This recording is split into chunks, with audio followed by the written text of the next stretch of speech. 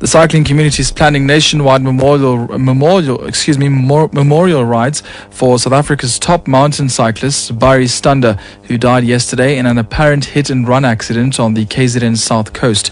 25-year-old Stander represented South Africa in the 2012 London Olympic Games. He won the 2012 Absa Cape Epic alongside teammate Christoph Sauser. Stander was the 2009 Under-23 World Champion.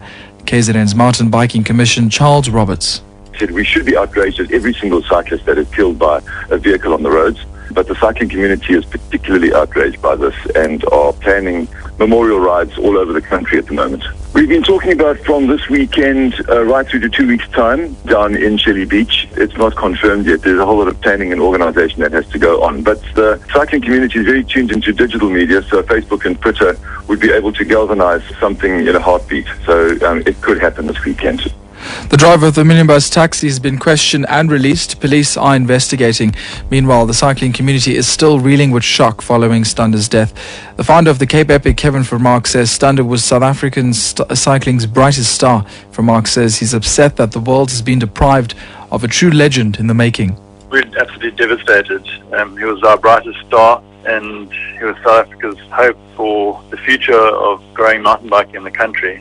He was a hero to mountain bikers all over the world, not just South Africa. I remember him as being incredibly motivated and driven, as well as humble. So, the ultimate athlete.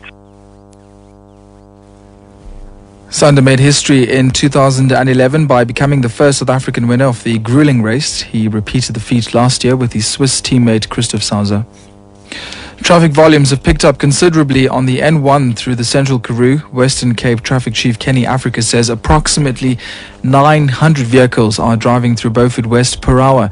Africa says traffic volumes are expected to increase even further as holidaymakers return home.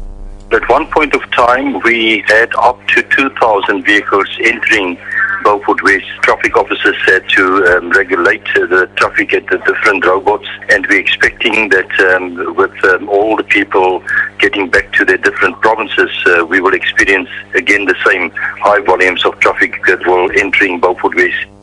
Meanwhile, a 22-year-old man appeared in court in Beaufort West for speeding.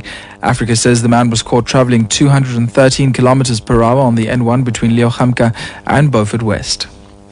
Thousands of mine workers at Harmony Gold's Kusasaletu mine near Carltonville on Gauteng's West Rand are being evicted from hostels.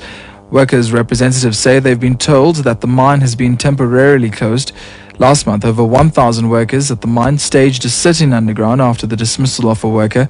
Workers' representative Chisa Lennox says the eviction is happening despite workers having paid for hostel services. What's happening here, we're seeing a lot of security guards. Management is installing a lot of gates, and almost all those gates are closed. Nobody's allowed to get inside with cars. People with cars, they must leave them far away from the mine premises. So we don't know what's actually happening. So when we confront them about the issues, they keep promising that they're going to come back to us, which they don't do. So up until now, we've got workers sitting here. Some, they are sick. Some, they are dying of hunger.